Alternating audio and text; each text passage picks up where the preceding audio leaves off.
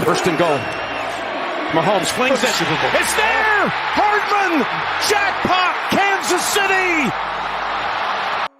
After a great 2023 NFL season, concluding with the Kansas City Chiefs defeating the San Francisco 49ers only a few weeks ago in the Super Bowl, we are technically in the offseason for the NFL. But in just a few weeks, the United Football League merger with the XFL and USFL will kick off on March 30th.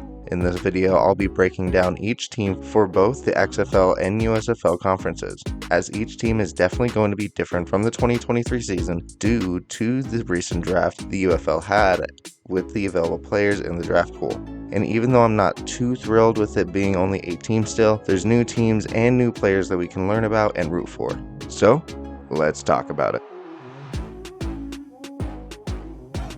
Firstly, let's begin with probably the most dominating team from the XFL last season with the lemon-throwing beer snake itself, the DC Defenders. DC last year had an unstoppable rushing attack as Abram Smith led the running backs in not only rushing yards with 788, but was tied for first in rushing touchdowns as well with 7 scores. Their quarterback last year, Jordan Ta'amu, who's looking to return this season as well, was one of the better quarterbacks in the XFL too, being top 5 in nearly every passing category, including yards, having over 1,800 yards, completing percentage with a 62%, and total touchdowns with 17.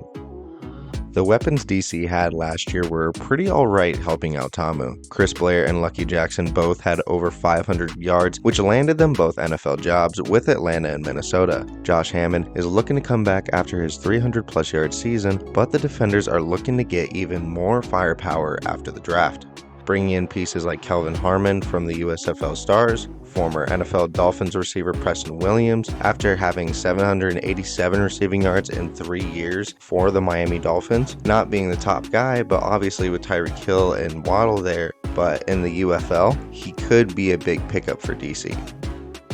I definitely think DC is going to be one of the better teams this season again after bringing in some solid players to help out, but also they brought back key guys like Jordan Ta'amu and probably the best running back in the UFL, Abram Smith. Though it'll be difficult repeating what they did last year, especially with the USFL teams coming in, but also when you still have teams like St. Louis who are still in your conference.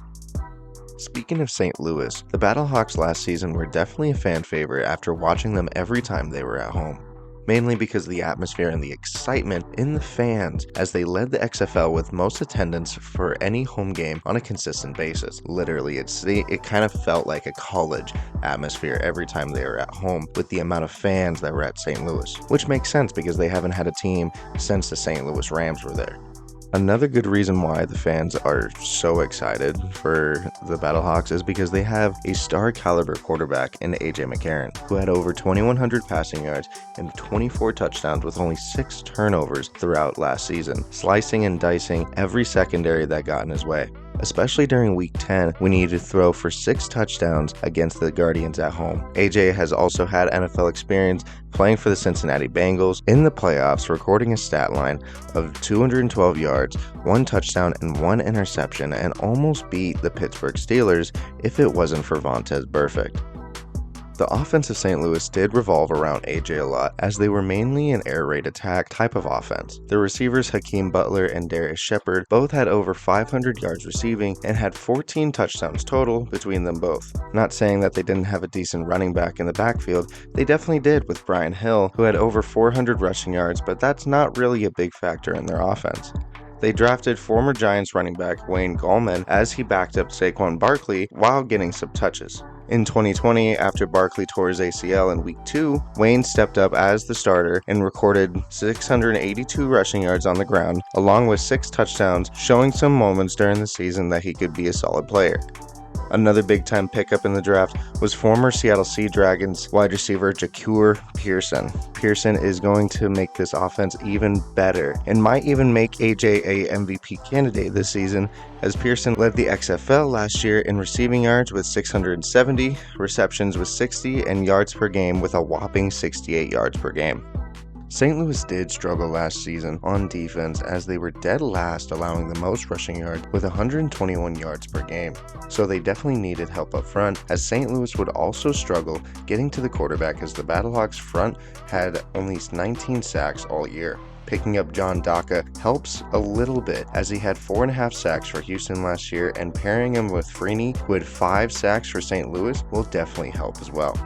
Now, while the defense for St. Louis is a little worrisome this upcoming season, I feel like they'll be fine and make the playoffs this time, with AJ McCarron leading that offense with another dominant season. The San Antonio Brahmas last season was a little bit of a disappointment, as they only won 3 games. Now, given they were in the same division as the Houston Roughnecks, but even then they didn't really specialize on any side of the ball, as their offense ranked dead last and the defense was in the middle of the pack. They did have some glimpses of success. An example would be whenever they beat the Guardians, which was twice, including the Week 2 matchup when the Brahmas won 30-12 in a dominating fashion, with the quarterback Jack Cohn throwing 3 touchdowns during that game.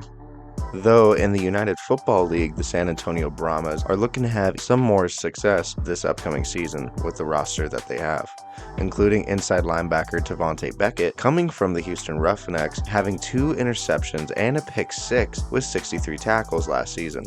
Coming in to pair with pass rushers like Drew Beasley, who had 5.5 sacks, and Deontay Scott, who had a monster 7.5 sack season. In the secondary, former NFL safety Darius Phillips from the Cincinnati Bengals is joining the San Antonio Brahmas and trying to get back to his 4-pick season that he had in the 2019 season.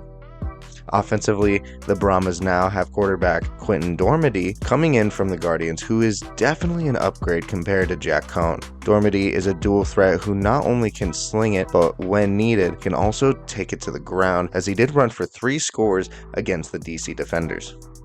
Though the biggest news is probably destroying Donald De La Haye, a widely known kicker turned YouTuber from UCF who has a hell of a leg, as we've seen him kick from crazy distances. Having him in San Antonio is not only going to help dominate their special teams due to his crazy leg power, as we've seen him kick 50 plus 60 plus yard field goals, but it's also going to be good for destroying, as he'll probably get multiple offers depending on how he does after the spring season. Now for the champs of the XFL last season, even though not many thought it would happen, the Arlington Renegades. Bob Stoop and Luis Perez are ready for this upcoming season, as they will be kicking it off on March 30th. Arlington versus Birmingham will clash champion versus champion, and even though I'll probably say the Stallions will win that Week 1 matchup, Arlington still has a good squad heading into this 2024 season. Starting defensively, where the Renegades are bringing in some heat from the dispersal draft, like outside linebacker Vic Beasley, coming in from Vegas, who was a former first-round pick to the Atlanta Falcons in the NFL, and had a 15.5 sack season in 2016. Last year, Vic Beasley wasn't able to get to the quarterback, but being on a new team that has a champion mentality instead of Vegas, Beasley could have success. Defensive back Ajeen Harris is looking to have another ball hawking season after leading the XFL in picks with 5 interceptions, and was on the all XFL team in 2023. Having these two is going to add on to the number 3 ranked defense in the XFL last season, especially after losing defensive back Joe Powell having 4 picks.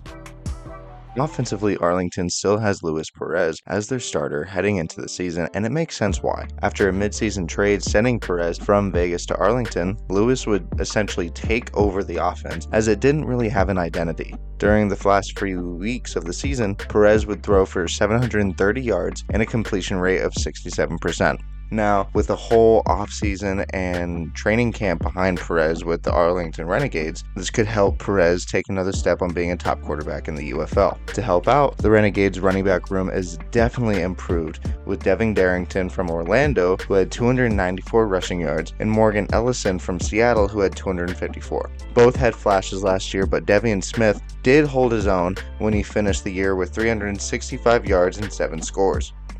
The XFL champ Renegades look like they're going to stick to the rushing attack due to the additions to the running back room, but also the Renegades don't have that insane of receivers. They still have Tyler Vaughns and Caleb Van Der Esch, and they weren't that wild last year, with Tyler having only 300 receiving yards and Caleb only having 170. So it wouldn't surprise me if they would just try and run the ball the entire season. Now for the USFL conference. We'll start with the Houston Roughnecks, and after a disappointing end to the season last year with them in the XFL, The Roughnecks are looking for a fresh start, as they lost Wade Phillips to the Brahmas and they lost their starter last year, Brandon Silvers. This season they do have head coach CJ Johnson, who not only was a Super Bowl winning head wide receiver coach in 2009 for the Saints, but also had a 5-5 record with the Houston Gamblers last year in the USFL. Now, the Roughnecks are essentially replacing the name of the Gamblers to the Roughnecks. They're just taking the Gamblers roster and everything else, essentially, as I also learned in the comments from the last video. Thank you very much. Offensively for the Houston Roughnecks, at quarterback it looks like the starter is going to be Nolan Henderson out of Delaware. And I say this solely based off of how well he did during his last season at college compared to the rest of the quarterback room. Nolan had a staggering 32 touchdowns to only 9 turnovers with over 3,200 passing yards in the 2022 season. He was a practice squad player in Baltimore after college before signing with the Roughnecks January of this year. Nolan on tape looks like to be the guy with his athletic ability to create time with his legs, escaping the pocket and avoiding the pressure, along with his ability to throw pretty good balls while rolling outside of the pocket. It looks like Henderson will have some help as well, as he has Mark Thompson as the running back, who had 655 yards on the ground and a whopping 14 touchdowns last year, dominating the USFL for the Gamblers. Out wide for the Roughnecks, also on the roster, they still have Justin Hall, who had 47 grabs for over 500 yards and 4 scores, being a fast, shifty receiver who could take the top off a defense. Defensively, Houston in the USFL was in the middle of the pack, as they were great against the run but terrible against the pass, which would make sense because their defensive front was able to get to the quarterback, having 3 guys with 4 sacks each. The secondary, though, obviously looks like the main weakness again for this defensive unit. So essentially, this Houston squad looks to be betting on their offense to lead this team, hopefully with Nolan Henderson as the starting quarterback.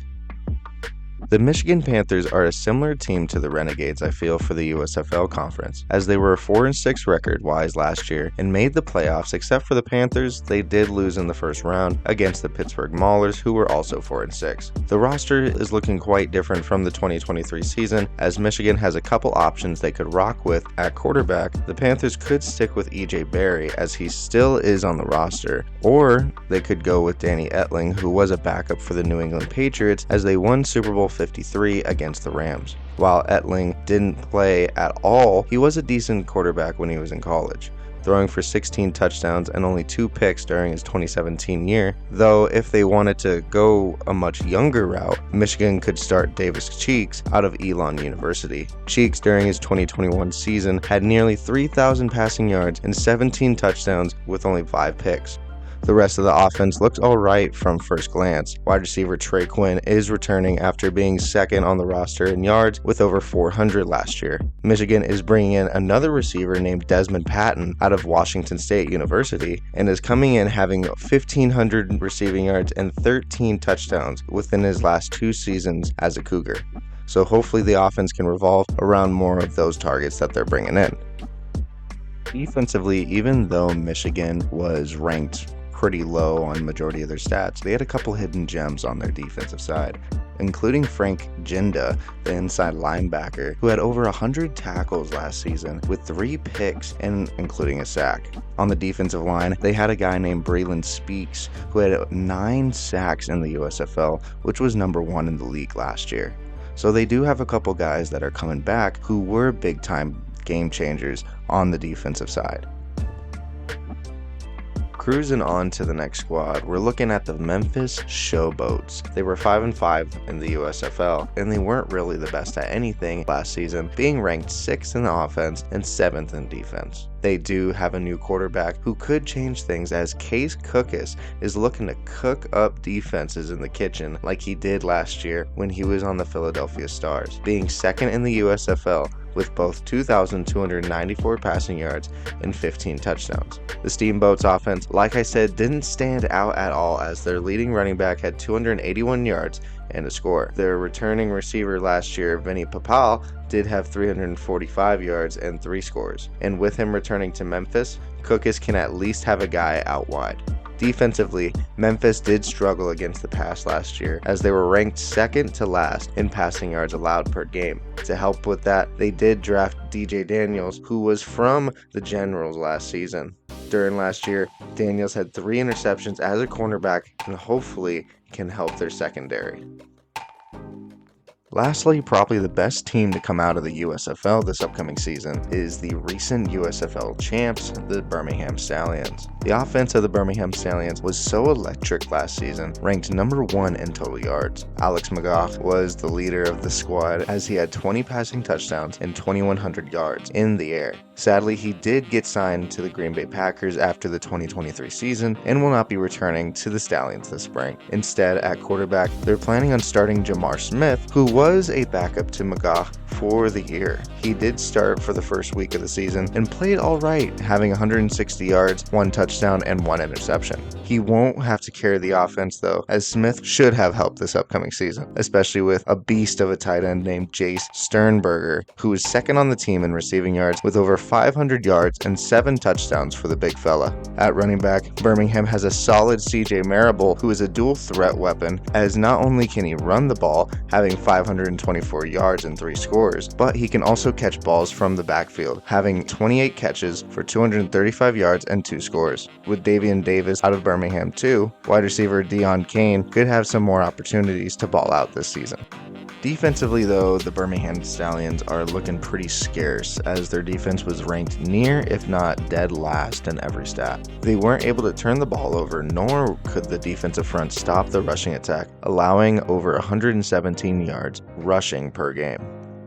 Though bringing in guys like Hercules Mataafa, who had 6 sacks on the Stars, or Carlo Kemp, who had 5 sacks last year, will definitely help. Even though the Stallions' defense is a little scarce looking into the season, the offense of the Stallions, led by Jamar Smith, is hopefully going to be able to compete with the likes of DC and St. Louis.